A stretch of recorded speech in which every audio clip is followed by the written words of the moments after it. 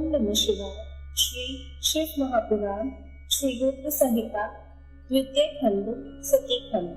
नारद जी ने पूछा, हे ब्रह्मा जी, आपके श्रीमुख से मंगलकारी व अमृतमय शिव कथा सुनकर मुझमें उनके विषय में और अधिक जानने की लालसा उत्पन्न हो गई है। अतः भगवान शिव के बारे में मुझे बताइए। विश्व की सृष्टि करने वाले हे ब्रह्मा जी, मैं सती के विषय में भी जानना चाहता हूँ।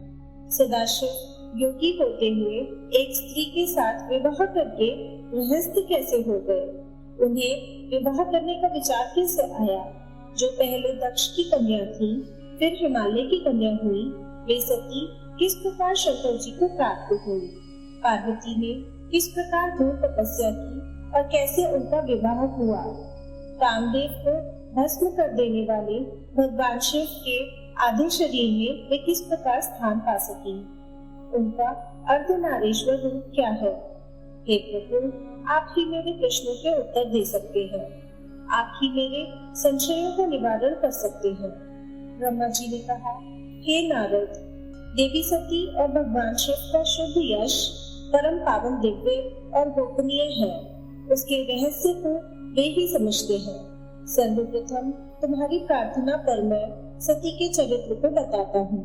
पहले मेरे एक कन्या पैदा हुई, जिसे देखकर मैं काम पीड़ित हो गया। तब रुद्र ने धर्म का स्मरण कराते हुए मुझे बहुत धिक्कारा। फिर वे अपने निवास कैलाश पर्वत को चले गए। उन्हें मैंने समझाने की कोशिश की, परंतु मेरे सभी प्रयत्न निष्फल हो गए। तब मैंने शिव जी की आराधना की। शिव जी ने मुझे बहुत समझाया, परंतु मैंने हठ नहीं छोड़ा और फिर रुद्रदेव को मोहित करने के लिए शक्ति का उपयोग करने लगा। मेरे पुत्र दक्ष के यहाँ सती का जन्म हुआ। वह दक्ष सुता उमा नाम से उत्पन्न होकर कठिन तप करके रुद्र की स्त्री हुई। रुद्र ने गृहस्थ आश्रम में सुखपूर्वक समय व्यतीत किया। उधर शिव जी की माया से दक्ष को घमंड हो गया और वह महादेव जी की निंदा करने लगा। दक्ष ने एक विशाल यज्ञ का आयोजन किया। उस यज्ञ में दक्ष ने मुझे, विष्णु जी को, सभी देवी देवताओं को और ऋषि मुनियों को निमंत्रण दिया, परंतु महादेव शिव जी एवं अपनी पुत्री सती को उस विशाल यज्ञ का निमंत्रण नहीं दिया। सती को जब इस बात की जानकारी मिली तो उन्होंने शिव चरणों में वंदना कर उनसे दक्ष यज्ञ में जाने की इच्छा प्रकट की। भगवान शिव ने देवी सती को बहुत समझाया कि बिना बुलाए ऐसे आयोजनों में जाना अपमान और अनिष्ट कारक होता है, लेकिन सती ने जाने का हठ किया। शिव ने भाभी को देखते हुए आज्ञा दे दी। शिव सर्वज्ञ है। सती पिता के घर चली गई। वहाँ यज्ञ में महादेव जी के लिए भाग न देखकर और अपने पिता के मुख से अपने पति की घोर निंदा सुनकर उन्हें बहुत क्रोध आया। वे महादेव की निंदा सहन नहीं कर सके और उन्होंने उसी यज्ञ कुंड में कूदकर अपने शरीर का त्याग कर दिया। जब इसका समाचार शिव तक पहुंचा तो वे बहुत कुपित हुए। उन्होंने अपनी जटा का एक बाल उखाड़कर वीरभद्र नामक अपने गण को उत्पन्न किया। भगवान शिव ने वीरभद्र को आज्ञा दी कि वह दक्ष के यज्ञ का विध्वंस कर दे। वीरभद्र ने शिव आज्ञा का पालन करते हुए यज्ञ का विध्वंस कर दिया और दक्ष का सिर काट दिया। इस उपद्रव को देखकर सभी लोग भगवान शिव की प्रार्थना करने लगे। तब भगवान शिव ने दक्ष को पुनः जीवित कर दिया और उनके यज्ञ को पूर्ण कराया। भगवान शिव सती के मृत शरीर को लेकर वहां से चले गए। उस समय सती के शरीर से उत्पन्न ज्वाला पर्वत पर गिरी थी। वही पर्वत आज भी ज्वालामुखी के नाम से पूजित है। आज भी उसके दर्शन से मनोकामनाएं पूरी होती है। वही सती दूसरे जन्म में हिमाचल के घर में पुत्री रूप में प्रकट हुई, जिनका नाम पार्वती था। उन्होंने कठोर तप द्वारा पुनः महादेव शिव को अपने पति के रूप में प्राप्त कर लिया। सूत जी बोले, हे ऋषि, ब्रह्मा जी के ये वचन सुनकर नारद जी पुनः पूछने लगे, हे ब्रह्मा जी, मैं सती और शंकर जी के परम पवित्र व दिव्य चरित्र को पुनः सुनना चाहता हूँ कि सती की उत्पत्ति कैसे हुई और महादेव जी का मन विवाह करने के लिए कैसे तैयार हुआ। दक्ष से नाराज होकर देवी सती ने अपनी देह को कैसे त्याग दिया और फिर कैसे हिमाचल की पुत्री पार्वती के रूप में जन्म लिया। उनके तप, विवाह, कामनाश आदि की सभी कथाएं मुझे विस्तार सुनाने की कृपा करें। ब्रह्मा जी बोले, हे नारद, पहले भगवान शिव निर्गुण, निर्विकल्प, निर्विकारी और दिव्य थे, परंतु देवी उमा से विवाह करने के बाद वे सगुण और शक्तिमान हो गए। उनके बाएं अंग से ब्रह्मा जी उत्पन्न हुए और दाएं अंग से विष्णु उत्पन्न हुए। तभी से भगवान सदाशिव के 3 रूप ब्रह्मा, विष्णु और रुद्र सृष्टिकर्ता, पालनकर्ता और संहारकर्ता के रूप में विख्यात हुए। उनकी आराधना करते हुए मैं सुरासुर सहित मनुष्य आदि जीवों की रचना करने लगा। मैंने सभी जातियों का निर्माण किया। मैंने ही मरीच, अत्रि, कुलेय, कुलसत्य, अंगिरा, क्रतु, वशिष्ठ, नारद, दक्ष और भृगु की उत्पत्ति की और ये मेरे मानस पुत्र कहलाए। तत्पश्चात मेरे मन में माया का मोह उत्पन्न होने लगा। तब मेरे हृदय से अत्यंत मनोहारी और सुंदर रूप वाली नारी प्रकट हुई। उसका नाम संध्या था। वह दिन में क्षीण होती, परंतु रात में उसका रूप सौंदर्य और निखर जाता था। वह साय संध्या ही थी। संध्या निरंतर मंत्र का जाप करती थी। उसके सौंदर्य से ऋषि मुनियों का मन भी भ्रमित हो जाता था। इसी प्रकार मेरे मन से एक मनोहर रूप वाला पुरुष भी प्रकट हुआ। वह अत्यंत सुंदर और अद्भुत रूप वाला था। उसके शरीर का मध्य भाग पतला था। वह काले बालों वाला था। उसके दांत सफेद मोतियों से चमक रहे थे। उसके श्वास से सुगंधी निकल रही थी। उसकी चाल मदमस्त हाथी के समान थी। उसकी आंखें कमल के समान थी। उसके अंगों में लगे केसर की सुगंध नासिका को तृप्त कर रही थी। तभी उस रूपवान पुरुष ने विनय पूर्वक अपने सिर को मुझ ब्रह्मा के सामने झुकाकर मुझे प्रणाम किया और मेरी बहुत स्तुति की। वह पुरुष बोला, हे ब्रह्मा, आप अत्यंत शक्तिशाली हैं। आपने ही मेरी उत्पत्ति की है। प्रभु, मुझ पर कृपा करें और मेरे योग्य काम मुझे बताएं, ताकि मैं आपकी आज्ञा से उस कार्य को पूरा कर सकूं। ब्रह्मा जी ने कहा, हे भद्र पुरुष, तुम सनातनी सृष्टि उत्पन्न करो। तुम अपने इसी स्वरूप में फूल के 5 बाणों से स्त्रियों और पुरुषों को मोहित करो। इस चराचर जगत में कोई भी जीव तुम्हारा तिरस्कार नहीं कर पाएगा। तुम छिपकर प्राणियों के हृदय में प्रवेश करके सुख का हेतु बनकर सृष्टि का सनातन कार्य आगे बढ़ाओगे। तुम्हारे पुष्पमय बाण समस्त प्राणियों को भेद कर उन्हें मदमस्त करेंगे। आज से तुम पुष्प बाण नाम से जाने जाओगे। इसी प्रकार तुम सृष्टि के प्रवर्तक के रूप में जाने जाओगे। ब्रह्मा जी ने कहा, हे नारद, सभी ऋषि मुनि उस पुरुष के लिए उचित नाम खोजने लगे। तब सोच विचार कर वे बोले कि तुमने उत्पन्न होते ही ब्रह्मा का मन मंथन कर दिया है, अतः तुम्हारा पहला नाम मन्मथ होगा। तुम्हारे जैसा इस संसार में कोई नहीं है, इसलिए तुम्हारा दूसरा नाम काम होगा, तीसरा नाम मदन और चौथा नाम कंदर्प होगा। अपने नामों के विषय में जानते ही काम ने अपने 5 बाणों का नामकरण कर उनका परीक्षण किया। काम ने अपने 5 बाणों को हर्षण, रोचन, मोहन, शोषण और मारण नाम से सुशोभित किया। ये बाण ऋषि मुनियों को भी मोहित कर सकते थे। उस स्थान पर बहुत से देवता व ऋषि उपस्थित थे। उस समय संध्या भी वही थी। कामदेव द्वारा चलाए गए बाणों के फलस्वरूप सभी मोहित हो गए। सबके मनों में विकार आ गया। सभी काम के वशीभूत हो चुके थे।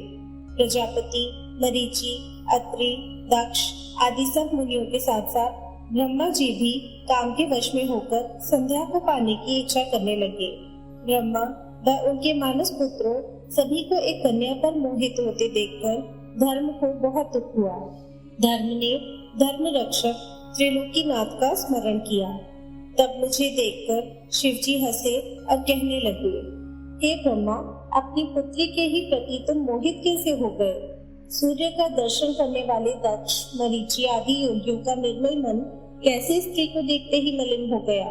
जिन देवताओं का मन स्त्री के प्रति आसक्त हो उनके साथ शास्त्र संगति किस प्रकार की जा सकती है। इस प्रकार के शिव वचन सुनकर मुझे बहुत लज्जा का अनुभव हुआ और मेरा पूरा शरीर पसीने पसीने हो गया। मेरा विकार समाप्त हो गया, परंतु मेरे शरीर से जो पसीना नीचे गिरा उससे पितृगणों की उत्पत्ति हुई। उससे 64,000 अग्नेशवातो पितृगण उत्पन्न हुए और 86,000 बाहेशत पितर उत्पन्न हुए। एक सर्वगुण संपन्न अति सुंदर कन्या भी उत्पन्न हुई जिसका नाम रति था। उसका रूप सौंदर्य देखकर ऋतु आदि स्खलित हो गए एवं उससे अनेक पितरों की उत्पत्ति हुई।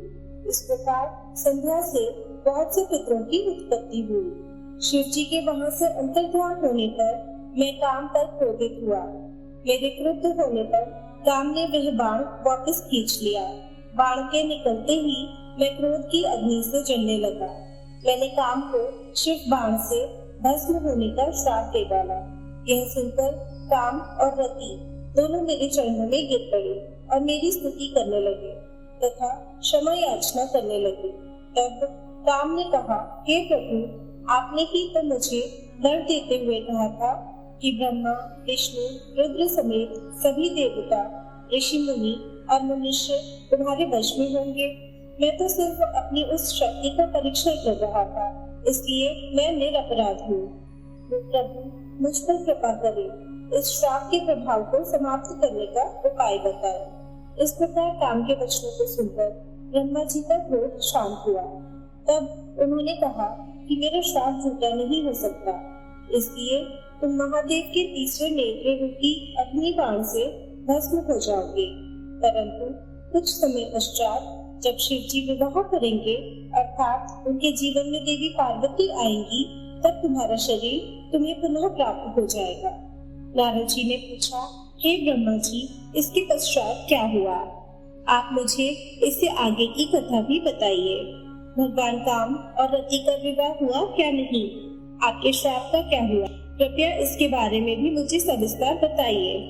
ब्रह्मा जी बोले, शिव जी के वहां से अंतर्ध्यान हो जाने पर दक्ष ने काम से कहा, हे कामदेव, आपके ही समान गुणों वाली परम सुंदरी एवं सुशीला मेरी कन्या को तुम पत्नी के रूप में स्वीकार करो। मेरी पुत्री सर्वगुण संपन्न है तथा हर तरीके से आपके लिए सुयोग्य। हे महातेजस्वी मनोभव, यह हमेशा तुम्हारे साथ रहेगी और तुम्हारी इच्छा अनुसार कार्य करेगी। यह कहकर दक्ष ने अपनी कन्या जो उसके पसीने से उत्पन्न हुई थी उसका नाम रति रख दिया। तत्पश्चात कामदेव और रति का विवाह सहोल्लास संपन्न हुआ। हे नारद, दक्ष की पुत्री रति बड़ी रमणीय और परम सुंदरी थी। उसका रूप लावण्य मुनियों को भी मुंह में डालने वाला था। रति से विवाह होने पर कामदेव अत्यंत प्रसन्न हुए। वे रति पर पूर्ण मोहित थे। उनके विवाह पर बहुत बड़ा उत्सव हुआ।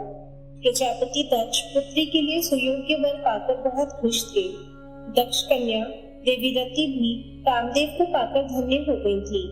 जिस प्रकार बादलों में बिजली शोभा पाती है, उसी प्रकार कामदेव के साथ रति शोभा पा रही थी।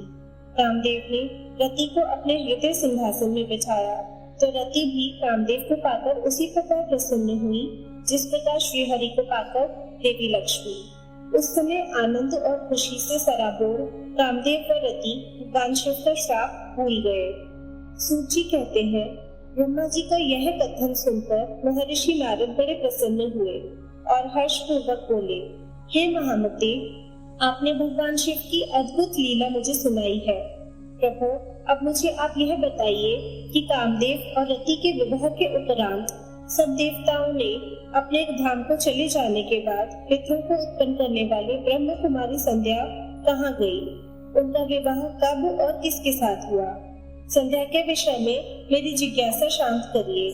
सूत जी बोले, हे ऋषियों, नारद जी के इस प्रकार प्रश्न करने पर ब्रह्मा जी ने कहा, मुने, संध्या का चरित्र सुनकर समस्त कामनियां सती साध्वी हो सकती है।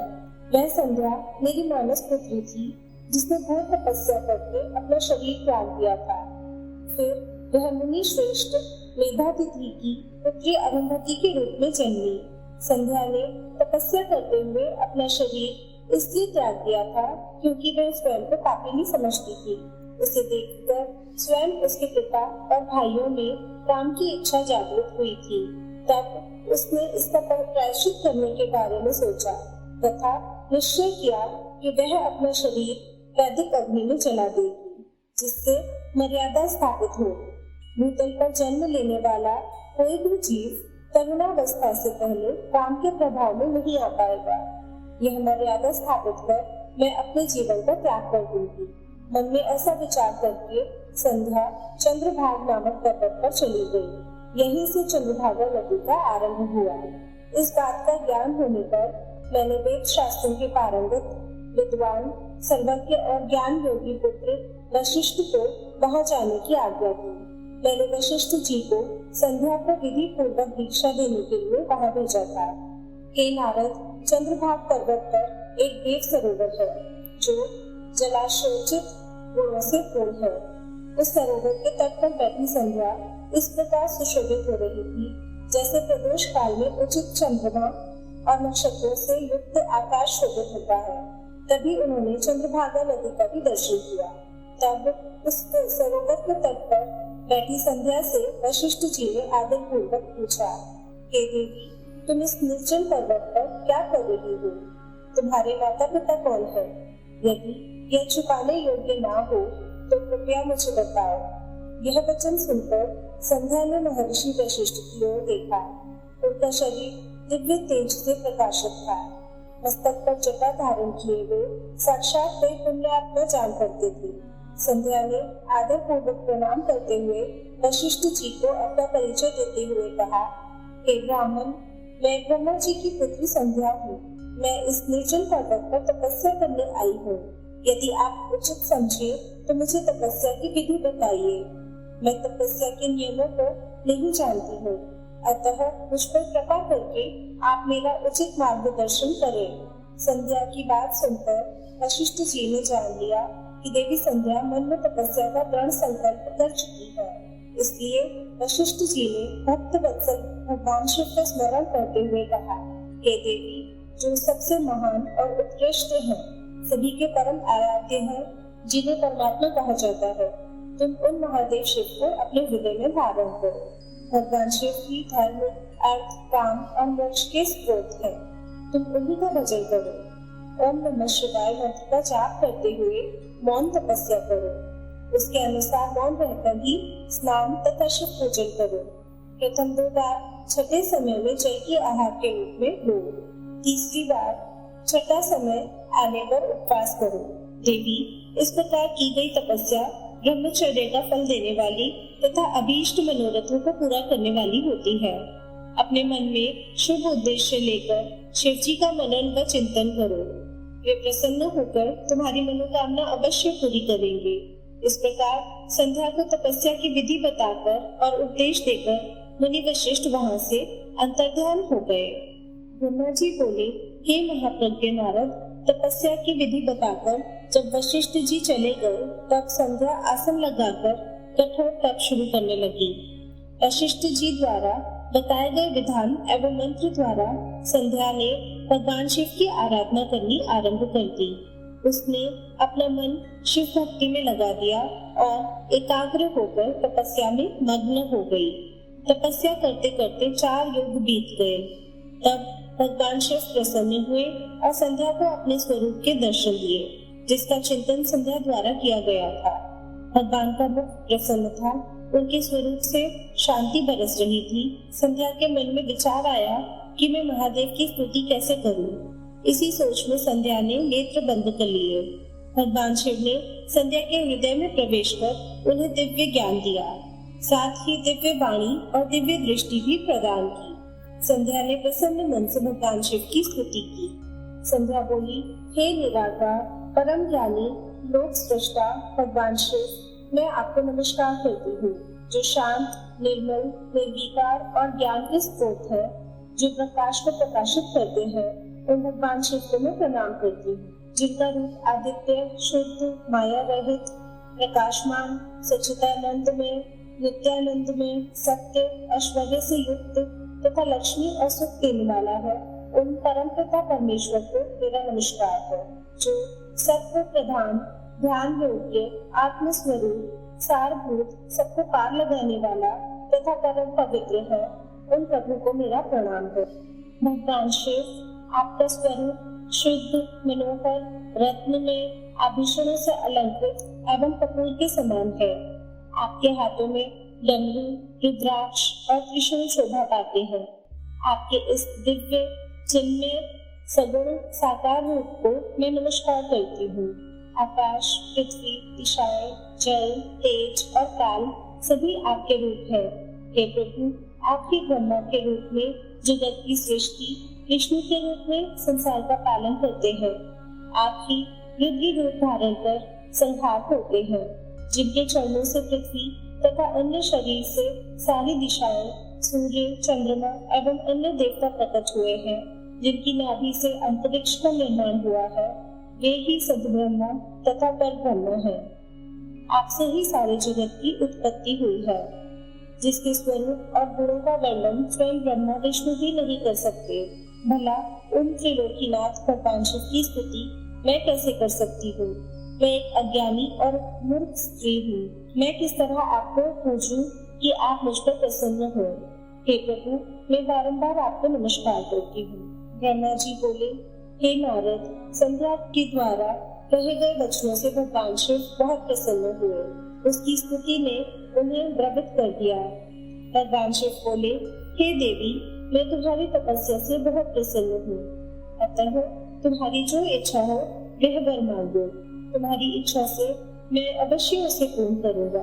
भगवान शिव के ये वचन सुनकर संध्या खुशी से उन्हें बार बार प्रणाम करती हुई बोली, हे महेश्वर, यदि आप मुझ पर प्रसन्न होकर कोई वर देना चाहते हैं और यदि मैं अपने पूर्व पापों से शुद्ध हो गई हूँ, तो हे महेश्वर, हे देवेश, आप मुझे वरदान दीजिए कि आकाश, पृथ्वी और किसी भी स्थान में रहने वाले जो भी प्राणी इस संसार में जन्म ले, वे जन्म लेते ही काम भाव से युक्त ना हो जाए। हे प्रभु, मेरे पति भी सुहृदय और मित्र के समान हो और अधिक कामी ना हो। उनके अलावा जो भी मनुष्य मुझे सकाम भाव से देखे, वह पुरुष तत्वहीन अर्थात नपुंसक हो जाए। हे प्रभु, मुझे यह वरदान भी दीजिए कि मेरे समान विख्यात और परम तपस्विनी तीनों लोकों में और कोई ना हो।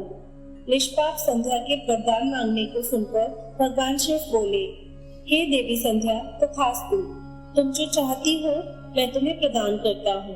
प्राणियों के जीवन में अब 4 अवस्थाएं होंगी। पहली शैशव अवस्था, दूसरी कौमार्यावस्था, तीसरी यौवनावस्था और चौथी वृद्धावस्था।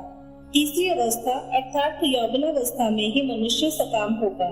कहीं कहीं दूसरी अवस्था के अंत में भी प्राणी सकाम हो सकते हैं। तुम्हारी तपस्या से प्रसन्न होकर मैंने यह मर्यादा निर्धारित की है। तुम परम सती होगी और तुम्हारे पति के अतिरिक्त जो भी मनुष्य तुम्हें सकाम भाव से देखेगा, वह तुरंत पुरुष तत्वहीन हो जाएगा।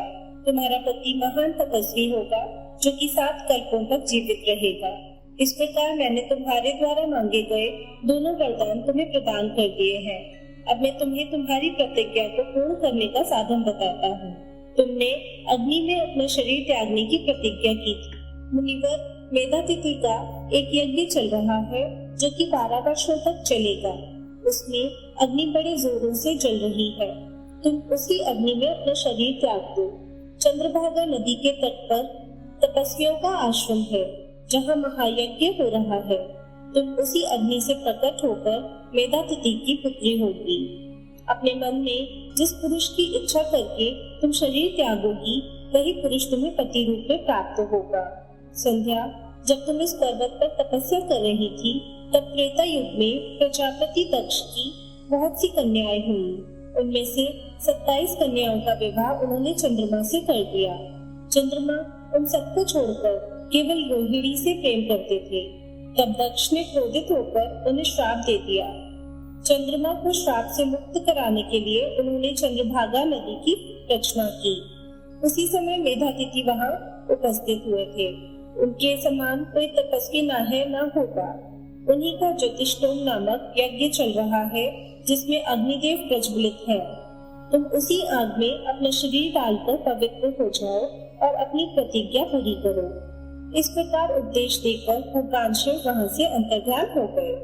ब्रह्मा जी कहते हैं, नारद, जब भगवान शिव देवी संध्या को वरदान देकर वहां से अंतर्ध्यान हो गए, तब संध्या उस स्थान पर गई जहाँ पर मुनि मेधातिथि यज्ञ कर रहे थे। उन्होंने अपने हृदय में तेजस्वी ब्रह्मचारी वशिष्ठ जी का स्मरण किया तथा उन्हीं को पति रूप में पाने की इच्छा लेकर संध्या महायज्ञ की प्रज्वलित अग्नि में कूद गई। अग्नि में उसका शरीर जलकर सूर्य मंडल में प्रवेश कर गया। तब सूर्य ने पितरों और देवताओं की तृप्ति के लिए उसे 2 भागों में बांटकर रथ में स्थापित कर दिया। उसके शरीर का ऊपरी भाग प्रातः संध्या हुआ और शेष भाग साय संध्या हुआ। साय संध्या से पितरों को संतुष्टि मिलती है। सूर्योदय से पूर्व जब आकाश में लाली छाई होती है अर्थात अरुणोदय होता है, उस समय देवताओं का पूजन करें। जिस समय लाल कमल के समान सूर्य अस्त होता है अर्थात डूबता है, उस समय पितरों का पूजन करना चाहिए। भगवान शिव ने संध्या के प्राणों को दिव्य शरीर प्रदान कर दिया। जब मेधातिथि मुनि का यज्ञ समाप्त हुआ, तब उन्होंने एक कन्या को देखा जिसकी कांति सोने के समान थी। अग्नि में पड़े हुए देखा। उसे मुनि ने भली प्रकार स्नान कराया और अपनी गोद में बिठा लिया। उन्होंने उसका नाम अरुंधति रखा। यज्ञ के निर्विघ्न समाप्त होने और पुत्र प्राप्त होने के कारण मेधातिथि मुनि बहुत प्रसन्न थे। उन्होंने अरुंधति का पालन आश्रम में ही किया। वह धीरे धीरे उसी चंद्रभागा नदी के तट पर रहते हुए बड़ी होने लगी। जब वह विवाह योग्य हुई तो हम त्रिदेव ब्रह्मा, विष्णु और महेश ने मेधा मुनि से बात कर उसका विवाह मुनि वशिष्ठ से करा दिया। मुनि मेधातिथि की पुत्री महासाध्वी अरुंधति अति पतिव्रता थी। वह मुनि वशिष्ठ को पति रूप में पाकर बहुत प्रसन्न थी। वह उनके साथ रमण करने लगी। उससे शक्ति आदि शुभ एवं श्रेष्ठ पुत्र उत्पन्न हुए। हे नारद, इस प्रकार मैंने तुम्हें परम पवित्र देवी संध्या का चरित्र सुनाया है। यह समस्त अभीष्ट फलों को देने वाला है। यह परम पावन और दिव्य है। जो स्त्री पुरुष इस शुभ व्रत का पालन करते हैं, उनकी सभी कामनाएं पूर्ण होती है। सूत जी बोले, हे ऋषियों, जब इस प्रकार प्रजापति ब्रह्मा जी ने कहा, तब उनके वचनों को सुनकर नारद जी आनंदित होकर बोले, हे ब्रह्मा, मैं आपको बहुत धन्यवाद देता हूँ कि आपने इस दिव्य कथा को मुझे सुनाया है। हे प्रभु, अब आप मुझे संध्या के विषय में और बताइए कि विवाह के बाद उन्होंने क्या किया। क्या उन्होंने दोबारा तप किया या नहीं? सूत जी बोले, इस प्रकार नारद जी ने ब्रह्मा जी से पूछा। उन्होंने यह भी पूछा कि जब कामदेव रति के साथ विवाह करके वहां से चले गए और दक्ष आदि सभी मुनि वहां से चले गए, संध्या भी तपस्या के लिए वहां से चली गई, तब वहां पर क्या हुआ? ब्रह्मा जी बोले, हे श्रेष्ठ नारद, तुम भगवान शिव के परम भक्त हो। तुम उनकी लीला को अच्छी प्रकार से जानते हो। पूर्व काल में जब मैं मोह में फंस गया, तब भगवान शिव ने मेरा मजाक उड़ाया। तब मुझे बड़ा दुख हुआ। मैं भगवान शिव से ईर्ष्या करने लगा। मैं दक्ष मुनि के यहाँ गया। देवी रति और कामदेव भी वहीं थे। मैंने उन्हें बताया कि शिव जी ने किस प्रकार मेरा मजाक उड़ाया था। मैंने पुत्रों से कहा कि तुम ऐसा प्रयत्न करो जिससे महादेव शिव किसी कमनीय कांति वाली स्त्री से विवाह कर ले। मैंने प्रभु शिव को मोहित करने के लिए कामदेव और रति को तैयार किया। कामदेव ने मेरी आज्ञा को मान लिया। कामदेव बोले, हे ब्रह्मा जी, मेरा अस्त्र तो सुंदर स्त्री ही है, अतः आप भगवान शिव के लिए किसी परम सुंदरी की सृष्टि कीजिए। यह सुनकर मैं चिंता में पड़ गया। मेरी तेज सांसों से पुष्पों से सजे बसंत का आरंभ हुआ। बसंत और मल्यानिल ने कामदेव की सहायता की। इसके साथ कामदेव ने शिव जी को मोहने की चेष्टा की, पर सफल नहीं हुए। मैंने मरुत गणों के साथ पुनः उन्हें शिव जी के पास भेजा। बहुत प्रयत्न करने पर भी वे सफल नहीं हो पाए। अतः मैंने बसंत आदि सहचरों सहित रति को साथ लेकर शिव जी को मोहित करने को कहा। फिर कामदेव प्रसन्नता से रति और अन्य सहायकों को साथ लेकर शिव जी के स्थान पर चले गए। ब्रह्मा जी बोले, काम ने प्राणियों को मोहित करने वाला अपना प्रभाव फैलाया। बसंत ने उसका पूरा सहयोग किया। रति के साथ कामदेव ने शिव जी को मोहित करने के लिए अनेक प्रकार के यत्न किए। इसके फलस्वरूप सभी जीव और प्राणी मोहित हो गए। जड़ चेतन समस्त सृष्टि काम के वश में होकर अपनी मर्यादाओं को भूल गई। संयम का व्रत पालन करने वाले ऋषि मुनि अपने कृत्यों पर पश्चाताप करते हुए आश्चर्यचकित थे कि उन्होंने कैसे अपने व्रत को तोड़ दिया, परंतु भगवान शिव पर उनका वश नहीं चल सका। कामदेव के सभी प्रयत्न व्यर्थ हो गए।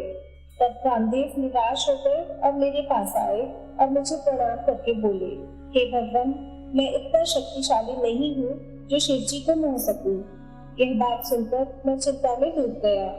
उसी समय मेरे सांस लेने से बहुत से भयंकर गण प्रकट हो गए, जो अनेक वाद्य यंत्रों को जोर जोर से बजाने लगे और मारो मारो की आवाज करने लगे।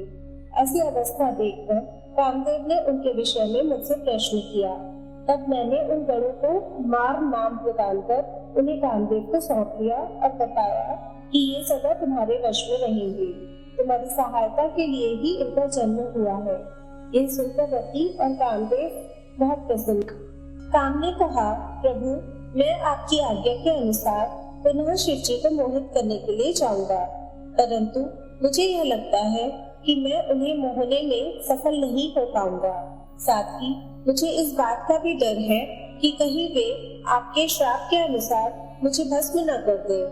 यह कहकर कामदेव, रति, बसंत और अपने मारगणों को साथ लेकर पुनः शिव के धाम को गए।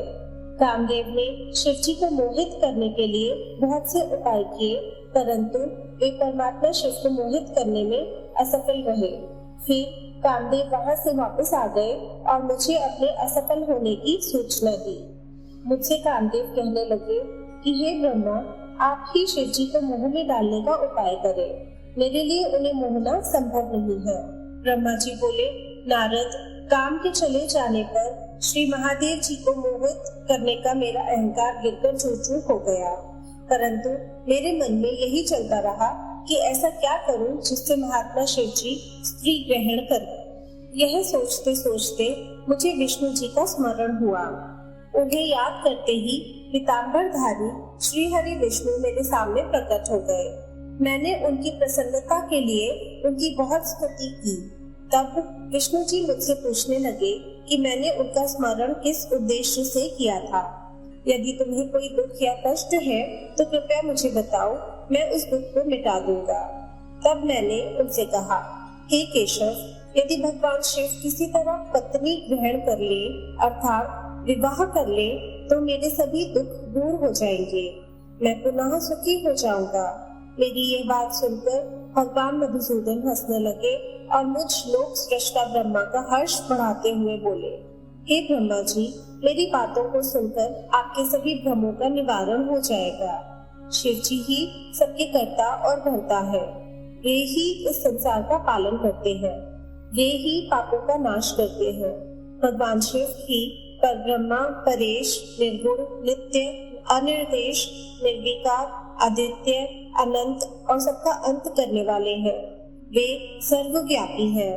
तीनों गुणों को आश्रय देने वाले ब्रह्मा, विष्णु और महेश नाम से प्रसिद्ध रजोगुण, तमोगुण, सत्वगुण से दूर एवं माया से रहित है। भगवान शिव योग परायण और भक्त वत्सल है। हे विधि, जब भगवान शिव ने आपकी कृपा से हमें प्रकट किया था, उस समय उन्होंने हमें बताया था कि यद्यपि ब्रह्मा, विष्णु और रुद्र तीनों मेरे ही अवतार होंगे, परंतु रुद्र को मेरा पूर्ण रूप माना जाएगा। इसी प्रकार देवी उमा के भी 3 रूप होंगे। एक रूप का नाम लक्ष्मी होगा और वह श्री हरि की पत्नी होंगी। दूसरा रूप सरस्वती का होगा और वे ब्रह्मा जी की पत्नी होंगी। देवी सती उमा का पूर्ण रूप होंगी, वे ही भावी रुद्र की पत्नी होंगी। ऐसा कहकर भगवान महेश्वर वहां से अंतर्ध्यान हो गए। समय आने पर हम दोनों का विवाह देवी सरस्वती और देवी लक्ष्मी से हुआ। भगवान शिव ने रुद्र के रूप में अवतार लिया। वे कैलाश पर्वत पर निवास करते हैं। जैसा कि भगवान शिव ने बताया था कि रुद्र अवतार की पत्नी देवी सती होंगी, जो साक्षात शिवा रूप है। अतः तुम्हें उनके अवतरण हेतु प्रार्थना करनी चाहिए।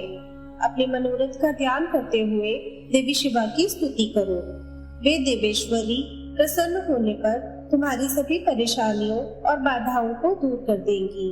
इसलिए तुम सच्चे हृदय से उनका स्मरण कर उनकी स्तुति करो। यदि शिवा प्रसन्न हो जाएंगी तो वे पृथ्वी पर अवतरित होंगी। वे इस लोक में किसी मनुष्य की पुत्री बनकर मानव शरीर धारण करेंगी। तब वे निश्चय ही भगवान रुद्र का वरण कर उन्हें पति रूप में प्राप्त करेंगी। तब तुम्हारी सभी इच्छाएं अवश्य ही पूर्ण होंगी। अतः तुम प्रजापति दक्ष को यह आज्ञा दो कि वे तपस्या करना आरंभ करें। उनके तप के प्रभाव से ही पार्वती देवी सती के रूप में उनके यहाँ जन्म लेंगी। देवी सती ही महादेव को विवाह सूत्र में बांधेंगी। शिवा और शिव जी दोनों निर्गुण और परम ब्रह्म स्वरूप है, अपने भक्तों के पूर्णता अधीन है। वे उनकी इच्छा अनुसार कार्य करते हैं। ऐसा कहकर भगवान श्री हरि विष्णु वहाँ से अंतर्ध्यान हो गए। उनकी बातें सुनकर मुझे बड़ा संतोष हुआ, क्योंकि मेरे दुखों और कष्टों का निवारण करने का उपाय मुझे मालूम हो गया था। नारद जी बोले, पूज्य पिताजी, विष्णु जी के वहां से चले जाने पर क्या हुआ? ब्रह्मा जी कहने लगे कि जब भगवान विष्णु वहां से चले गए तो मैं देवी दुर्गा का स्मरण करने लगा और उनकी स्तुति करने लगा। मैंने माँ जगदम्बा से यही प्रार्थना की कि वे मेरा मनोरथ पूर्ण करें। वे पृथ्वी पर अवतरित होकर भगवान शिव का वरण कर उन्हें विवाह बंधन में बांधे। मेरी अनन्य भक्ति स्तुति से प्रसन्न हो योग निद्रा चामुंडा मेरे सामने प्रकट हुई। उनकी गज्जल सी कांति रूप सुंदर और दिव्य था। वे 4 भुजाओं वाले शेर पर बैठी थी। उन्हें सामने देख मैंने उनको अत्यंत नम्रता से प्रणाम किया और उनकी पूजा उपासना की। तब मैंने उन्हें बताया कि देवी भगवान शिव रुद्र रूप में कैलाश पर्वत पर निवास कर रहे हैं। वे समाधि लगाकर तपस्या में लीन हैं। वे पूर्ण योगी हैं। भगवान रुद्र ब्रह्मचारी है और वे गृहस्थ जीवन में प्रवेश नहीं करना चाहते। वे विवाह नहीं करना चाहते। अतः आप उन्हें मोहित कर उनकी पत्नी बनना स्वीकार करें। हे देवी, स्त्री के कारण ही भगवान शिव ने मेरा मजाक उड़ाया है और मेरी निंदा की है। इसलिए मैं भी उन्हें स्त्री के लिए आसक्त देखना चाहता हूँ। देवी, आपके अलावा कोई भी इतनी शक्तिशाली नहीं है कि वह भगवान शंकर को मोह में डाले। मेरा आपसे अनुरोध है कि आप प्रजापति दक्ष के यहाँ उनकी कन्या के रूप में जन्म लें और भगवान शिव का वरण कर उन्हें गृहस्थ आश्रम में प्रवेश कराएं। देवी चामुंडा बोली, हे ब्रह्मा, भगवान शिव तो परम योगी है। भला उनको मोहित करके तुम्हें क्या लाभ होगा? इसके लिए तुम मुझसे क्या चाहते हो? मैं तो हमेशा से ही उनकी दासी हूँ। उन्होंने अपने भक्तों का उद्धार करने के लिए ही रुद्र अवतार धारण किया है। यह कहकर वे शिव जी का स्मरण करने लगी। फिर वे कहने लगी कि यह तो सच है कि कोई भगवान शिव को मोह माया के बंधनों में नहीं बांध सकता। इस संसार में कोई भी शिव जी को मोहित नहीं कर सकता। मुझ में भी इतनी शक्ति नहीं है कि उन्हें उनके कर्तव्य पथ से विमुख कर सकूं। फिर भी आपकी प्रार्थना से प्रसन्न होकर मैं इसका प्रयत्न करूंगी, जिससे भगवान शिव मोहित होकर विवाह कर ले। मैं सती रूप धारण कर पृथ्वी पर अवतरित हो जाऊंगी। यह कहकर देवी वहां से अंतर्ध्यान हो गई। नारद जी ने पूछा, हे ब्रह्मा जी, उत्तम व्रत का पालन करने वाले प्रजापति दक्ष ने तपस्या करके देवी से कौन सा वरदान प्राप्त किया और वे किस प्रकार दक्ष के कन्या के रूप में जन्मी? ब्रह्मा जी बोले, हे नारद, मेरी आज्ञा पाकर प्रजापति दक्ष क्षीर सागर के उत्तरी तट पर चले गए। वे उसी तट पर बैठकर देवी उमा को अपनी पुत्री के रूप में प्राप्त करने के लिए उन्हें हृदय से स्मरण करते हुए तपस्या करने लगे। मन को एकाग्र कर प्रजापति दक्ष दृढ़ता से कठोर व्रत का पालन करने लगे। उन्होंने 3000 दिव्य वर्षों तक घोर तप किया। वे केवल जल और हवा ही ग्रहण करते थे। तत्पश्चात देवी जगदम्बा ने उन्हें प्रत्यक्ष दर्शन दिए। कालिका देवी अपने सिंह पर विराजमान थी। उनकी श्यामल कांति व मुख अत्यंत मोहक था। उनकी 4 भुजाएं थीं कि एक हाथ में वरद, दूसरे में अभय, तीसरे में नीलकमल और चौथे हाथ में खड़ग धारण किए हुए थी। उनके दोनों नेत्र लाल थे और केश लंबे व खुले हुए थे। देवी का स्वरूप बहुत ही मनोहारी था। उत्तम आभा से प्रकाशित देवी को दक्ष और उनकी पत्नी ने श्रद्धा पूर्वक नमस्कार किया। उन्होंने देवी की श्रद्धा भाव से स्तुति की। दक्ष बोले, हे जगदम्बा, भवानी, कालिका, चंडिके, महेश्वरी, मैं आपको नमस्कार करता हूँ। मैं आपका बहुत आभारी हूँ जो आपने मुझे दर्शन दिए हैं। हे देवी, मुझ पर प्रसन्न होइए। ब्रह्मा जी ने कहा, हे नारद, देवी जगदम्बा ने स्वयं के दक्ष के मन की इच्छा जान ली थी।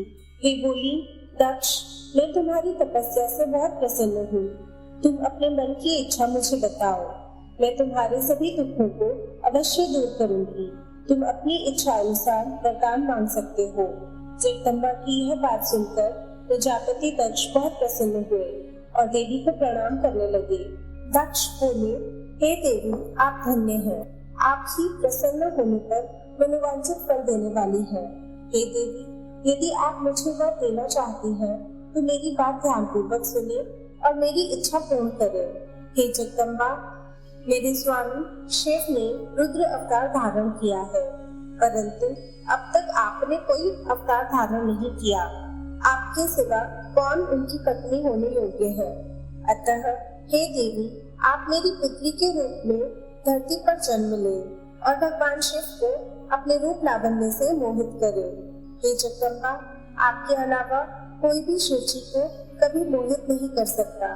इसलिए आप हर मोहिनी अर्थात भगवान को मोहने वाली बनकर संपूर्ण जगत का हित कीजिए। यही मेरे लिए वरदान है। दक्ष का यह वचन सुनकर जगदम्बिका हंसने लगी और मन में भगवान शिव का स्मरण कर बोली, हे प्रजापति दक्ष, तुम्हारी पूजा आराधना से मैं प्रसन्न हूँ। तुम्हारे वर के अनुसार मैं तुम्हारी पुत्री के रूप में जन्म लूंगी। तत्पश्चात बड़ी होकर मैं कठोर तप द्वारा महादेव जी को प्रसन्न कर उन्हें पति रूप में प्राप्त करूंगी। मैं उनकी दासी हूँ। प्रत्येक जन्म में शिव शंभु ही मेरे स्वामी होते हैं। अतः मैं तुम्हारे घर में जन्म लेकर शिवा का अवतार धारण करूंगी।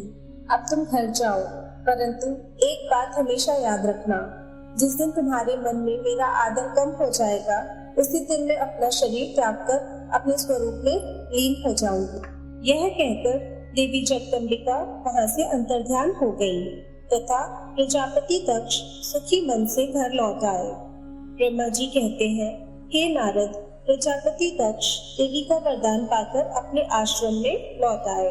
मेरी आज्ञा पाकर प्रजापति दक्ष मानसिक सृष्टि की रचना करने लगे, परंतु फिर भी प्रजा की संख्या में वृद्धि होती ना देखकर वे बहुत चिंतित हुए और मेरे पास आकर कहने लगे, हे प्रभु, मैंने जितने भी जीवों की रचना की है वे सभी उतने ही रह गए, अर्थात उनमें कोई भी वृद्धि नहीं हो पाई।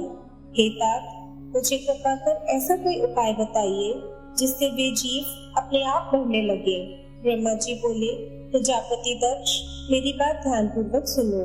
तुम त्रिलोकीनाथ भगवान शिव की भक्ति करते हुए यह कार्य संपन्न करो। वे निश्चित ही तुम्हारा कल्याण करेंगे।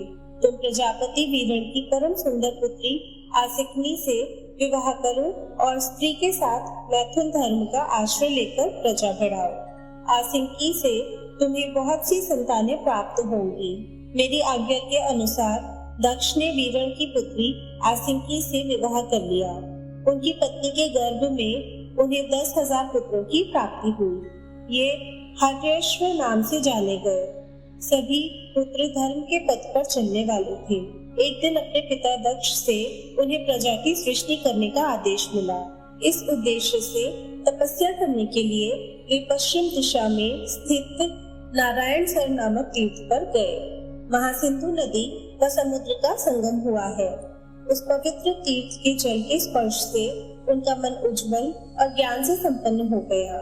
वे उसी स्थान पर प्रजा की वृद्धि के लिए तप करने लगे। नारद, इस बात को जानने के बाद तुम श्री हरि विष्णु की इच्छा से उनके पास गए और बोले, हर्षदगण, तुम पृथ्वी का अंत देखे बिना सृष्टि की रचना करने के लिए कैसे उद्यत हो गए? ब्रह्मा जी बोले, हर्षद बड़े ही बुद्धिमान थे। वे तुम्हारा प्रश्न सुनकर उस पर विचार करने लगे। वे सोचने लगे कि जो उत्तम शास्त्र रूपी पिता के निर्व्यक्ति परक आदेश को नहीं समझता, वह केवल रजो गुण पर विश्वास करने वाला पुरुष सृष्टि निर्माण का कार्य कैसे कर सकता है। इस बात को समझकर वे नारद जी की परिक्रमा करके ऐसे रास्ते पर चले गए जहाँ से वापस लौटना असंभव है। प्रजापति दक्ष को यह पता चला कि उनके सभी पुत्र नारद से शिक्षा पाकर मेरी आज्ञा को भूलकर ऐसे स्थान पर चले गए जहाँ से लौटना संभव नहीं है, तो दक्ष इस बात से बहुत दुखी हुए। वे पुत्रों के वियोग को सह नहीं पा रहे थे। तब मैंने उन्हें बहुत समझाया और उन्हें सांत्वना दी। तब पुनः दक्ष की पत्नी आसिकी के गर्भ से शबलक्ष्म नामक एक सहस्त्र पुत्र हुए। वे सभी अपने पिता की आज्ञा को पाकर पुनः तपस्या के लिए उसी स्थान पर चले गए जहाँ उनके बड़े भाई गए थे। नारायण सरोवर के जल के स्पर्श से उनके सभी पाप नष्ट हो गए और मन शुद्ध हो गया। वे उसी तट पर प्रणव मंत्र का जाप करते हुए तपस्या करने लगे। तब नारद, तुमने पुनः वही बातें की जो उनके भाइयों को कही थी, उन्हें भी बता दी और तुम्हारे दिखाए मार्ग के अनुसार वे अपने भाइयों के पथ पर चलते उधर्व गति को प्राप्त हुए। दक्ष को इस बात से बहुत दुख हुआ और वे दुख से बेहोश हो गए। जब प्रजापति दक्ष को ज्ञात हुआ कि यह सब नारद की वजह से हुआ है, तो उन्हें बहुत क्रोध आया। संयोग से तुम भी उसी समय वहां पहुंच गए। तुम्हें देखते ही क्रोध के कारण वे तुम्हारी निंदा करने लगे और तुम्हें धिक्कारने। वे बोले, तुमने सिर्फ दिखाने के लिए विषयों का रूप धारण कर रखा है। तुमने मेरे पुत्रों को ठग कर उन्हें भिक्षुओं का मार्ग दिखाया है। तुमने लोक और परलोक दोनों के श्रेय का नाश कर दिया है। जो मनुष्य ऋषि, देव और पितृ ऋणों को उतारे बिना ही मोक्ष की इच्छा मन में लिए माता पिता का त्याग कर घर से चला जाता है, सन्यासी बन जाता है, वह अधोगति को प्राप्त हो जाता है। हे नारद, तुमने बार बार मेरा अमंगल किया है, इसलिए मैं तुम्हें श्राप देता हूँ कि तुम कहीं भी स्थिर नहीं रह सकोगे। तीनों लोकों में विचरते हुए तुम्हारा पैर कहीं भी स्थिर नहीं रहेगा, अर्थात तुम्हारे ठहरने के लिए सुस्थिर ठिकाना नहीं मिलेगा। नारद, यद्यपि तुम साधु पुरुषों द्वारा सम्मानित हो, परंतु तुम्हें शोकवश दक्ष ने ऐसा श्राप दिया जिसे तुमने शांत मन से ग्रहण कर लिया और तुम्हारे मन में किसी प्रकार का विकार नहीं आया। ब्रह्मा जी बोले, हे मुनिराज, दक्ष के इस रूप को जानकर मैं उसके पास गया। मैंने उसे शांत करने का बहुत प्रयत्न किया और सांत्वना दी। मैंने उसे तुम्हारा परिचय दिया। दक्ष को मैंने यह जानकारी दी कि तुम भी मेरे पुत्र हो। तुम मुनियों में श्रेष्ठ एवं देवताओं के प्रिय हो। तत्पश्चात प्रजापति दक्ष ने अपनी पत्नी से 7 सुंदर कन्याएं प्राप्त की। तब उनका धर्म आदि के साथ विवाह कर दिया। दक्ष ने अपनी 10 कन्याओं का विवाह धर्म से, 13 कन्याओं का ब्याह कश्यप मुनि से और 27 कन्याओं का विवाह चंद्रमा से कर दिया। 2 भूत गिरस और प्रशासक को और शेष 4 कन्याओं का विवाह ताक्षर्य के साथ कर दिया। इन सबकी संतानों से तीनों लोग भर गए। पुत्र पुत्रियों की उत्पत्ति के पश्चात प्रजापति दक्ष ने अपनी पत्नी सहित देवी जगदम्बिका का ध्यान किया। देवी की बहुत स्तुति की। प्रजापति दक्ष की सप्तमी स्तुति से देवी जगदम्बिका ने प्रसन्न होकर दक्ष की पत्नी के गर्भ से जन्म लेने का निश्चय किया। उत्तम मुहूर्त देखकर दक्ष पत्नी ने गर्भ धारण किया। उस समय उनकी शोभा बढ़ गई। भगवती के निवास के प्रभाव से दक्ष पत्नी महामंगल रूपिणी हो गई। देवी को गर्भ में जानकर सभी देवी देवताओं ने जगदम्बा की स्तुति की। 9 महीने बीत जाने पर शुभ मुहूर्त में देवी भगवती का जन्म हुआ। उनका मुख दिव्य आभा से सुशोभित था। उनके जन्म के समय आकाश से फूलों की वर्षा होने लगी और मेघ जल बरसाने लगे। देवता आकाश में खड़े मांगलिक ध्वनि करने लगे। यज्ञ की बुझी हुई अग्नि पुनः जलने लगी। साक्षात जगदम्बा को प्रकट हुए देखकर दक्ष ने भक्ति भाव से उनकी स्तुति की। स्तुति सुनकर देवी प्रसन्न होकर बोली, हे प्रजापति, तुम्हारी तपस्या से प्रसन्न होकर मैंने तुम्हारे घर में पुत्री के रूप में जन्म लेने का जो वर दिया था वह आज पूर्ण हो गया है। यह कहकर उन्होंने पुनः शिशु रूप धारण कर लिया तथा रोने लगी। उनका रोना सुनकर दासियां उन्हें चुप कराने हेतु वहां एकत्र हो गईं। जन्मोत्सव में गीत और अनेक वाद्य यंत्र बजने लगे। दक्ष ने वैदिक रीति से अनुष्ठान किया और ब्राह्मणों को दान दिया। उन्होंने अपनी पुत्री का नाम उमा रखा। देवी उमा का पालन बहुत अच्छे तरीके से किया जा रहा। वह बालकपन में बहुत सी लीलाएं करती थी। देवी उमा इस प्रकार बढ़ने लगी जैसे शुक्ल पक्ष में चंद्रमा की कला बढ़ती है। जब भी वे अपनी सखियों के साथ बैठती, वे भगवान शिव की मूर्ति को ही चित्रित करती। वे सदा प्रभु शिव के भजन गाती थी, उन्हीं का स्मरण करती और भगवान शिव की भक्ति में ही लीन रहती। ब्रह्मा जी बोले, हे नारद, एक दिन मैं तुम्हें लेकर प्रजापति दक्ष के घर पहुंचा। वहां मैंने देवी सती को उनके पिता के पास बैठे देखा। मुझे देखकर दक्ष ने आसन से उठकर मुझे नमस्कार किया। तत्पश्चात सती ने भी प्रसन्नता पूर्वक मुझे नमस्कार किया। हम दोनों वहां आसन पर बैठ गए। तब मैंने देवी सती को आशीर्वाद देते हुए कहा, सती, जो केवल तुम्हें चाहते हैं और तुम्हारी ही कामना करते हैं, तुम भी मन में उन्हीं को सोचती हो और उसी के रूप का स्मरण करती हो। उन्हीं सर्वज्ञ जगदीश्वर महादेव को तुम पति रूप में प्राप्त करो, वे ही तुम्हारे योग्य हैं। कुछ देर बाद दक्ष से विदा लेकर मैं अपने धाम को चला गया। दक्ष को मेरी बातें सुनकर बड़ा संतोष एवं प्रसन्नता हुई। मेरे कथन से उनकी सारी चिंताएं दूर हो गई।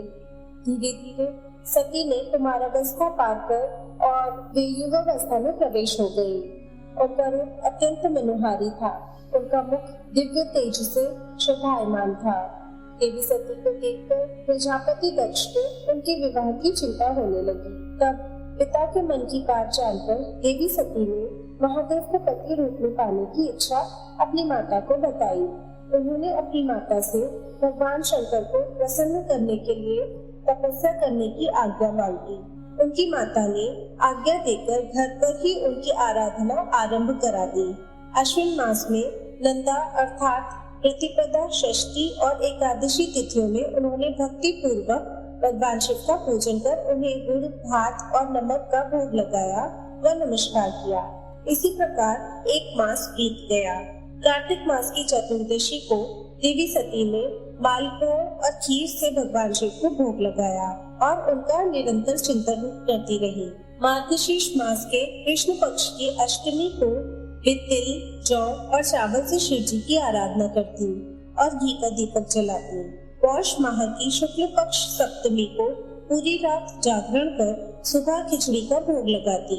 माघ की पूर्णिमा की रात भर वे शिव आराधना में लीन रहती और सुबह नदी में स्नान कर गीले वस्त्रों में ही पुनः पूजा करने बैठ जाती थी। फागुन मास के कृष्ण पक्ष के चतुर्दशी तिथि को जागरण कर शिव जी की विशेष पूजा करती थी। उनका सारा समय शिव जी को समर्पित था। वे अपने दिन रात शिव जी के स्मरण में ही बिताती थी। चैत्र मास के शुक्ल पक्ष की चतुर्दशी को वे ढाक के फूलों और दबलों से भगवान की पूजा करती थी। वैशाख माह में वे सिर्फ तिलों को फाड़ती थी। वे नए जौ के भात से शिव पूजन करती थी। ज्येष्ठ माह में वे भूखी रहती और वस्त्र तथा बटपटाया के फूलों से शिव पूजन करती थी। आषाढ़ मास में शुक्ल पक्ष की चतुर्दशी को वे काले वस्त्रों और बटपटाया से रुद्रदेव का पूजन करती थी। श्रवण मास में यज्ञोपवीत वस्त्रों तथा कुश आदि से वे पूजन करती थी। भाद्रपद मास में विभिन्न फूलों व फलों से वे शिव को प्रसन्न करने की कोशिश करती।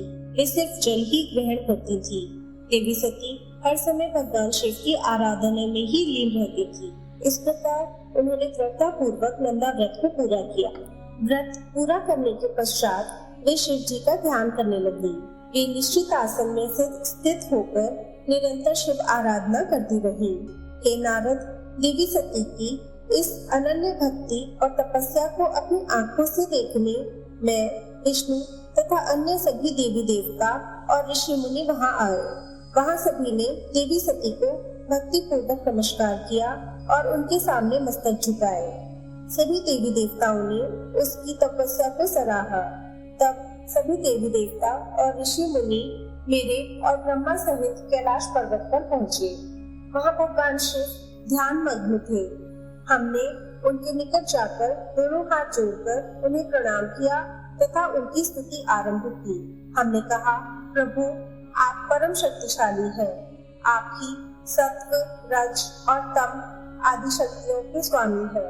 वेदत्रयी, लोकत्रयी आपका स्वरूप है। आप अपनी शरण में आए भक्तों की सदैव रक्षा करते हैं। आप सदैव भक्तों का उद्धार करते हैं।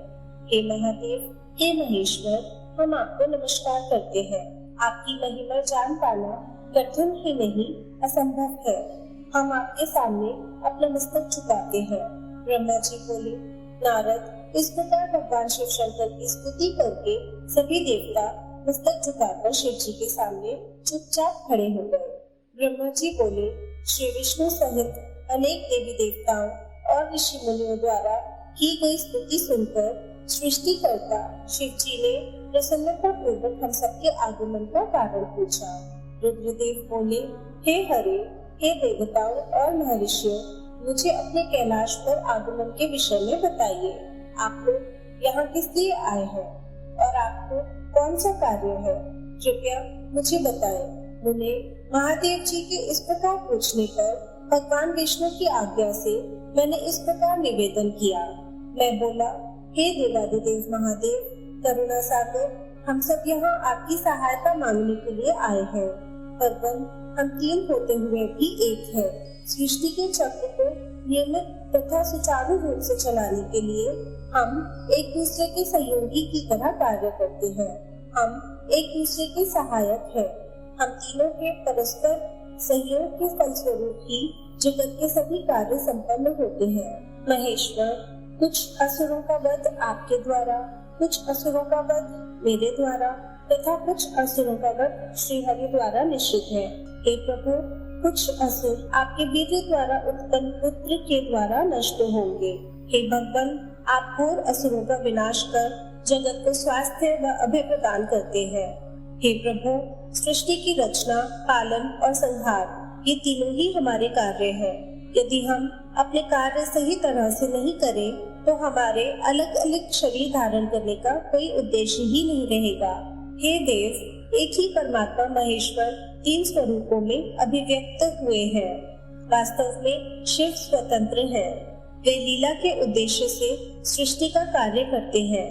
भगवान विष्णु उनके बाएं अंग से प्रकट हुए हैं। मैं ब्रह्मा उनके दाएं अंग से प्रकट हुआ हूँ। रुद्रदेव उनके हृदय से प्रकट हुए हैं। इसलिए वे ही भगवान शिव का पूर्ण रूप है। उनकी आज्ञा के अनुसार मैं सृष्टि की रचना और विष्णु जी जगत का पालन करते हैं। हम अपना कार्य करते हुए विवाह कर सपत्नी हो गए हैं। अतः आप भी विश्व हित के लिए परम सुंदरी को पत्नी के रूप में ग्रहण करें। हे महेश्वर, पूर्व काल में आपने शिव रूप में ही हमें यह बात कही थी। आपने कहा था, मेरा एक अवतार तुम्हारे ललाट से होगा जिसे रुद्र नाम से जाना जाएगा। तुम ब्रह्मा सृष्टि करता होगे, भगवान विष्णु जगत का पालन करेंगे और मैं शिव सगुण रुद्र रूप संहार करने वाला होऊंगा। एक स्त्री के साथ विवाह करके लोक के कार्यों की सिद्धि करूंगा। हे महादेव, अब अपनी कही बात को पूरा कीजिए। हे प्रभु, आपके बिना हम दोनों अपना कार्य करने में समर्थ नहीं है। अतः प्रभु, आप ऐसी स्त्री को पत्नी रूप में धारण करें जो कि लोक हित के कार्य कर सके। भगवान, जिस प्रकार लक्ष्मी विष्णु की, सरस्वती मेरी सहधर्मिणी है, उसी प्रकार आप भी अपने जीवन साथी को स्वीकार कीजिए। मेरी यह बात सुनकर महादेव जी मुस्कुराने लगे और हमसे इस प्रकार बोले। उन्होंने कहा, हे ब्रह्मा, हे विष्णु, तुम मुझे सदा से अत्यंत प्रिय हो। तुम समस्त देवताओं में श्रेष्ठ तथा त्रिलोक के स्वामी हो, परंतु मेरे लिए विवाह करना उचित नहीं है। मैं सदैव तपस्या में लीन रहता हूँ। इस संसार से मैं सदा विरक्त रहता हूँ। मैं तो एक योगी हूँ जो सदैव निवृत्ति के मार्ग पर चलता है। घर गृहस्थी से भला मेरा क्या काम? मैं तो सदैव आत्मरूप हूँ, जो एक माया से दूर, जिसका शरीर अवधूत है, जो ज्ञानी, आत्मा को जानने वाला और कामना से शून्य हो, भोगों से दूर रहता हो, जो अधिकारी है, भला उसे संसार में स्त्री से क्या प्रयोजन है? मैं तो योग करते समय ही आनंद का अनुभव करता हूँ। जो मनुष्य ज्ञान से रहित है, वे ही भोग को अधिक महत्व देते हैं। विवाह एक बहुत बड़ा बंधन है, इसलिए मैं विवाह के बंधनों में बंधना नहीं चाहता। आत्मा का चिंतन करने के कारण मेरी लौकिक स्वार्थ में कोई रुचि नहीं है। फिर भी जगत के हित के लिए तुमने जो कहा मैं वह करूँगा। तुम्हारे कहे अनुसार मैं विवाह अवश्य करूँगा, क्योंकि मैं सदा अपने भक्तों के वश में रहता हूँ। परंतु मैं ऐसी स्त्री से विवाह करूँगा जो योगिनी तथा इच्छा अनुसार रूप धारण करने वाली हो। जब मैं योग साधना करूँ तो वह भी योगिनी हो जाए, और जब मैं कामासक्त हूँ तब वह कामिनी बन जाए। ऐसी स्त्री ही मुझे पत्नी रूप में स्वीकार्य होगी। मैं सदैव शिव चिंतन में लगा रहता हूँ। जो स्त्री मेरे चिंतन में विघ्न डालेगी वह जीवित नहीं रह सकेगी। मैं, विष्णु और ब्रह्मा हम सभी शिव के अंश हैं, इसलिए हम सदा ही उनका चिंतन करते हैं। उनके चिंतन के लिए मैं बिना विवाह किए रह सकता हूँ। अतः मुझे ऐसी पत्नी प्रदान कीजिए जो मेरे अनुसार ही कार्य करे। यदि वह स्त्री मेरे कार्यों में विघ्न डालेगी तो मैं उसे त्याग दूंगा। विवाह हेतु शिव की स्वीकृति पाकर मैं और विष्णु जी प्रसन्न हो गए। फिर मैं विनम्रता पूर्वक भगवान शिव से बोला, हे नाथ, महेश्वर, हे प्रभु, आपको जिस प्रकार की स्त्री की आवश्यकता है ऐसी ही स्त्री के विषय में सुनिए। हे प्रभु, भगवान शिव की पत्नी उमा ही विभिन्न अवतार धारण करके पृथ्वी पर प्रकट होती है और सृष्टि के विभिन्न कार्यों को पूरा करने में अपना सहयोग प्रदान करती है। उन्हीं देवी उमा ने लक्ष्मी रूप धारण कर श्रीहरि को वरा। सरस्वती रूप में वे मेरी अर्धांगिनी बनी। अब वही देवी लोक हित के लिए अपने तीसरे अवतार में अवतरित हुई है। उमा देवी प्रजापति दक्ष की कन्या के रूप में अवतार लेकर आपको पति रूप में पाने की इच्छा से घोर तप कर रही है। उनका नाम देवी सती है। सती ही आपकी भार्या होने के योग्य है। वे महातेजस्विनी ही आपको पति रूप में प्राप्त करेंगी। हे भगवान, आप उनकी कठोर तपस्या को पूर्ण करके उन्हें फल स्वरूप वरदान प्रदान कीजिए। उनका तपस्या का प्रयोजन आपको पति रूप में प्राप्त करना ही है। अतः प्रभु, आप देवी सती की मनोकामना को पूरा कीजिए। हम सभी देवी देवताओं की यही इच्छा है। हम आपके विवाह का उत्सव देखना चाहते हैं। आपका विवाह तीनों लोगों को सुख प्रदान करेगा तथा सभी के लिए मंगलमय होगा। तब भगवान शिव बोले, आप सबकी आज्ञा मेरे लिए सबसे ऊपर है, क्योंकि मैं सदैव अपने भक्तों के अधीन हूँ। आपकी इच्छा अनुसार मैं देवी सती द्वारा तपस्या पूरी कर उनसे विवाह अवश्य करूँगा। भगवान शिव के ये वचन सुनकर हम सभी बहुत प्रसन्न हुए और उनसे आज्ञा लेकर अपने अपने धाम को चले गए। ब्रह्मा जी कहते हैं, हे नारद, सती ने अश्विन मास के शुक्ल पक्ष की अष्टमी को उपवास किया। नंदा व्रत के पूर्ण होने पर जब वे भगवान शिव के ध्यान में मग्न थी तो भगवान शिव ने उन्हें प्रत्यक्ष दर्शन दिए। भगवान शिव का रूप अत्यंत मनोहारी था। उनके 5 मुख थे और प्रत्येक मुख में 3 नेत्र थे। मस्तक पर चंद्रमा शोभित था। उनके कंठ में नील चिन्ह था। उनके हाथ में त्रिशूल, ब्रह्म कपाल, वर तथा अभय था। उन्होंने पूरे शरीर पर भस्म लगा रखी थी। गंगा जी उनके मस्तक की शोभा बढ़ा रही थी। उनका मुख करोड़ों चंद्रमाओं के समान प्रकाशमान था। सती ने उन्हें प्रत्यक्ष रूप में अपने सामने पाकर उनके चरणों की वंदना की। उस समय लज्जा और शर्म के कारण उनका सिर नीचे की ओर झुका हुआ था। तपस्या का फल प्रदान करने के लिए शिव जी बोले, उत्तम व्रत का पालन करने वाली हे दक्ष नंदिनी, मैं तुम्हारी तपस्या से प्रसन्न हूँ, इसलिए तुम्हारी मनोकामना को पूरा करने के लिए स्वयं यहाँ प्रकट हुआ हूँ। अतः तुम्हारे मन में जो भी इच्छा है, तुम्हारी जो भी कामना है, जिसके वशीभूत होकर तुमने इतनी घोर तपस्या की है, वह मुझे बताओ, मैं उसे अवश्य ही पूर्ण करूंगा। ब्रह्मा जी कहते हैं, हे मुनि, जगदीश्वर महादेव जी ने सती के मनोभाव को समझ लिया था, फिर भी वे सती से बोले कि देवी वर मांगो। देवी सती शर्म से सिर झुकाए ही वे चाहकर भी कुछ नहीं कह पा रही थी। भगवान शिव के वचन सुनकर सती प्रेम मग्न हो गई थी। शिव जी बार बार सती से वर मांगने के लिए कह रहे थे। तब देवी सती ने महादेव जी से कहा, हे वर देने वाले प्रभु, मुझे मेरी इच्छा के अनुसार ही वर दीजिए। इतना कहकर देवी चुप हो गई। जब भगवान शिव ने देखा कि देवी सती लज्जावश कुछ कह नहीं पा रही है, तो वे स्वयं उनसे बोले, हे देवी, तुम मेरी अर्धांगिनी बनो। यह सुनकर सती अत्यंत प्रसन्न हुई, क्योंकि उन्हें अपने मनोवांछित फल की प्राप्ति हुई थी। वे अपने हाथ जोड़कर और मस्तक को झुकाकर भक्त वत्सल शिव के चरणों की वंदना करने लगी।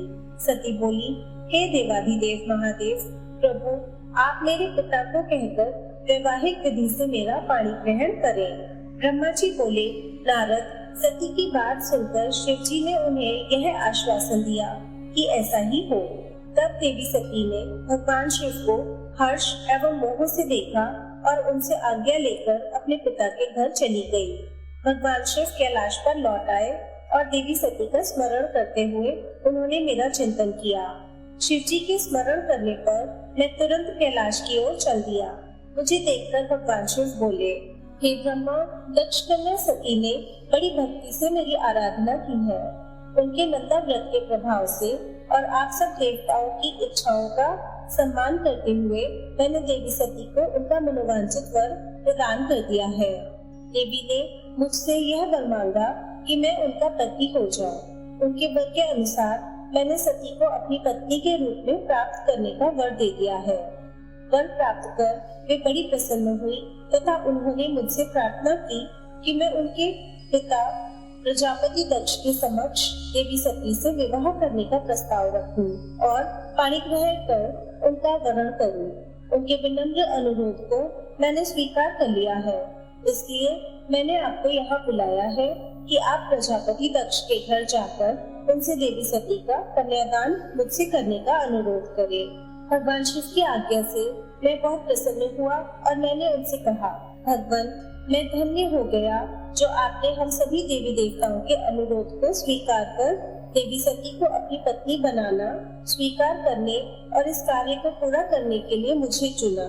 मैं आपकी आज्ञा अनुसार अभी प्रजापति दक्ष के घर जाता हूँ तथा उन्हें आपका संदेश सुनाकर देवी सती का हाथ आपके लिए मांगता हूँ। यह कहकर मैं वेगशाली रथ से दक्ष के घर की ओर चल दिया। नारद जी ने पूछा, हे पितामह, पहले आप मुझे यह बताइए कि देवी सती के घर लौटने पर क्या हुआ। दक्ष ने उनसे क्या कहा और क्या किया। ब्रह्मा जी नारद जी के प्रश्न का उत्तर देते हुए बोले, जब देवी सती तपस्या पूर्ण होने पर अपनी इच्छा के अनुरूप भगवान शिव से वर पाकर अपने घर लौटी तो उन्होंने श्रद्धा पूर्वक अपने माता पिता को प्रणाम किया। उन्होंने अपनी सहेली द्वारा अपने माता पिता को यह सूचना दी कि उन्हें भगवान शिव से वरदान की प्राप्ति हो गई है। वे सती की तपस्या से बहुत प्रसन्न हुए हैं और उन्हें अपनी पत्नी के रूप में प्राप्त करना चाहते हैं। यह सुनकर प्रजापति दक्ष और उनकी पत्नी बहुत प्रसन्न हुए। उन्होंने आनंदित होकर बड़े उत्सव का आयोजन किया। उन्होंने ब्राह्मणों को भोजन कराया और उन्हें दक्षिणा दी। उन्होंने गरीबों और दीनों को दान दिया। कुछ समय बीतने पर प्रजापति दक्ष को पुनः चिंता होने लगी कि वे अपनी पुत्री का विवाह भगवान शिव से कैसे करें, क्योंकि वे अब तक मेरे पास सती का हाथ मांगने नहीं आए हैं। इस प्रकार प्रजापति दक्ष चिंता मग्न हो गए, लेकिन उन्हें ऐसी चिंता ज्यादा दिनों तक नहीं करनी पड़ी। शिव तो कृपा के सागर और करुणा की खान है, तब वह कैसे चिंतित रह सकता है जिसकी पुत्री ने तप द्वारा शिव का वरण किया है। जब मैं सरस्वती सहित उनके घर उपस्थित हो गया तब मुझे देखकर उन्होंने मुझे प्रणाम किया और बैठने के लिए आसन दिया। तत्पश्चात दक्ष ने मेरे आने का कारण पूछा तो मैंने अपने आने का प्रयोजन बताते हुए कहा, हे प्रजापति दक्ष, मैं भगवान शिव की आज्ञा से आपके घर आया हूँ। मैं देवी सती का हाथ भगवान जी के लिए मांगने आया हूँ। सती ने उत्तम आराधना करके भगवान शिव को प्रसन्न कर उन्हें अपने पति के रूप में प्राप्त करने का वर प्राप्त किया है। अतः तुम शीघ्र ही सती का पाणी ग्रहण शिव जी के साथ करा दो। नारद, मेरी यह बात सुनकर दक्ष बहुत प्रसन्न हुए। उसने हर्षित मन से इस विवाह के लिए अपनी स्वीकृति दे दी। तब मैं प्रसन्न मन से कैलाश पर्वत पर चल दिया। वहाँ भगवान शिव मेरी उत्सुकता से प्रतीक्षा कर रहे थे। वहीं दूसरी ओर प्रजापति दक्ष, उनकी पत्नी और पुत्री सती विवाह प्रस्ताव आने पर हर्ष से विभोर हो रहे थे। ब्रह्मा जी बोले, हे नारद, जब मैं कैलाश पर्वत पर भगवान शिव को प्रजापति दक्ष की स्वीकृति की सूचना देने पहुंचा, तो वे उत्सुकता पूर्वक मेरी ही प्रतीक्षा कर रहे थे। तब मैंने महादेव जी से कहा, हे भगवान, दक्ष ने कहा है कि वे अपनी पुत्री सती का विवाह भगवान शिव से करने को तैयार है, क्योंकि सती का जन्म महादेव जी के लिए ही हुआ है। यह विवाह होने पर उन्हें सबसे अधिक प्रसन्नता होगी। उनकी पुत्री सती ने महादेव जी को पति रूप में प्राप्त करने हेतु ही उनकी घोर तपस्या की है। उन्हें इस बात की भी खुशी है कि मैं स्वयं आपकी आज्ञा से उनकी पुत्री के लिए आपका अर्थात भगवान शिव का विवाह प्रस्ताव लेकर वहां गया।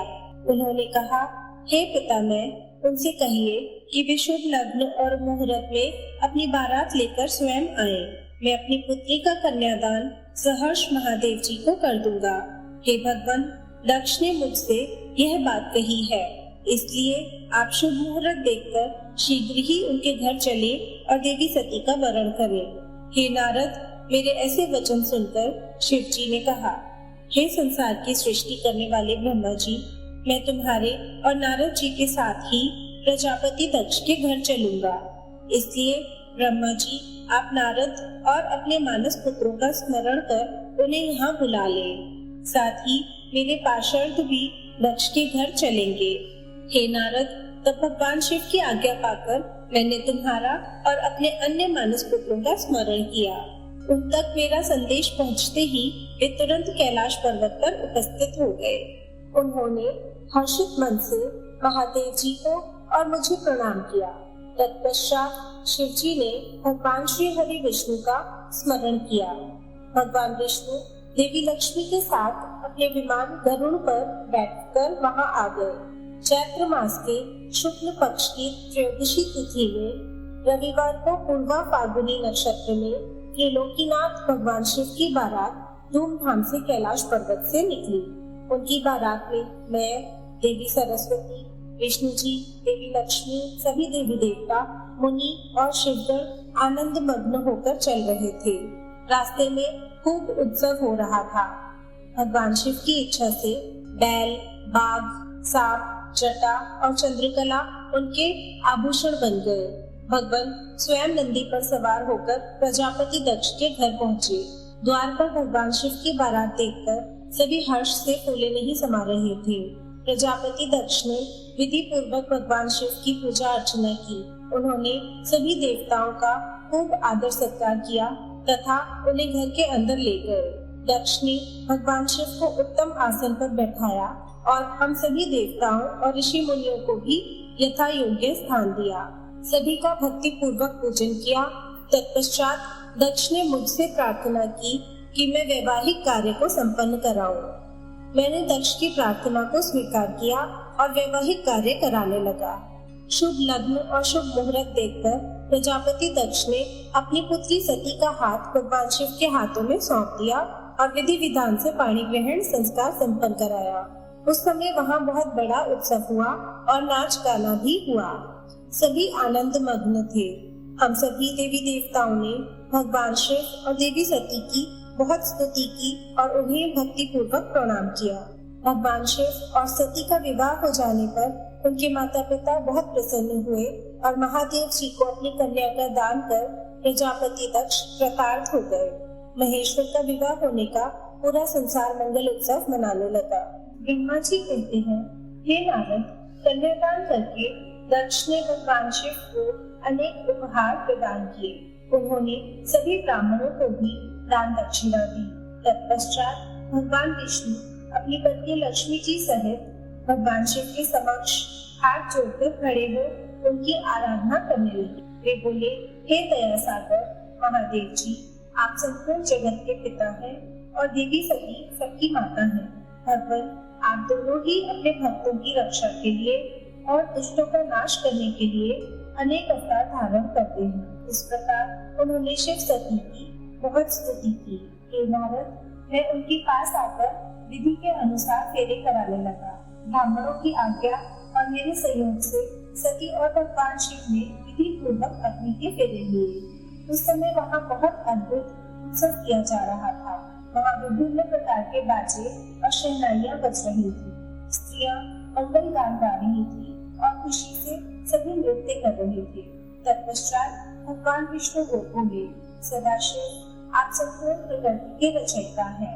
आपका स्वरूप ज्योतिर्मय है। ब्रह्मा जी, मैं और रुद्रदेव आपके ही रूप हैं। हम सभी सृष्टि की रचना, पालन और संहार करते हैं। हे प्रभु, हम सब आपका ही अंश हैं। हे प्रभु, आप आकाश के समान सर्वव्यापी और ज्योतिर्मय हैं। जिस प्रकार हाथ, कान, नाक, मुंह, सिर आदि शरीर के विभिन्न रूप हैं, उसी प्रकार हम सब भी आपके शरीर के ही अंग हैं। आप निर्गुण निराकार हैं। समस्त दिशाएं आपकी मंगल कथा कहती हैं। सभी देवी देवता और ऋषि मुनि आपकी ही चरणों की वंदना करते हैं। आपकी महिमा का वर्णन करने में मैं असमर्थ हूँ। भगवान, यदि हम सबसे कुछ गलती हो गई हो तो कृपया उसे क्षमा करें और प्रसन्न हो। ब्रह्मा जी बोले, इस प्रकार श्री हरि ने भगवान शिव की बहुत स्तुति की। उनकी स्तुति सुनकर भगवान शिव बहुत प्रसन्न हुए।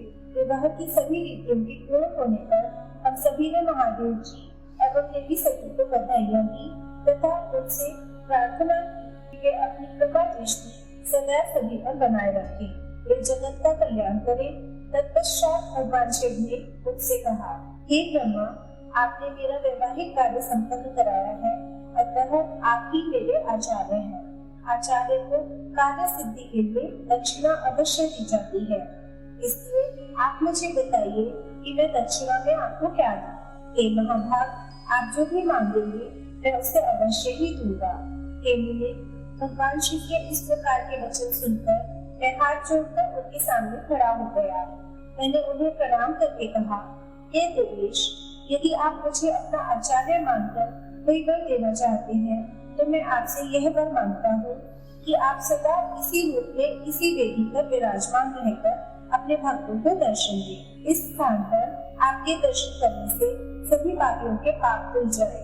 आपके यहाँ विराजमान होने से मुझे आपका साथ प्राप्त हो जाएगा।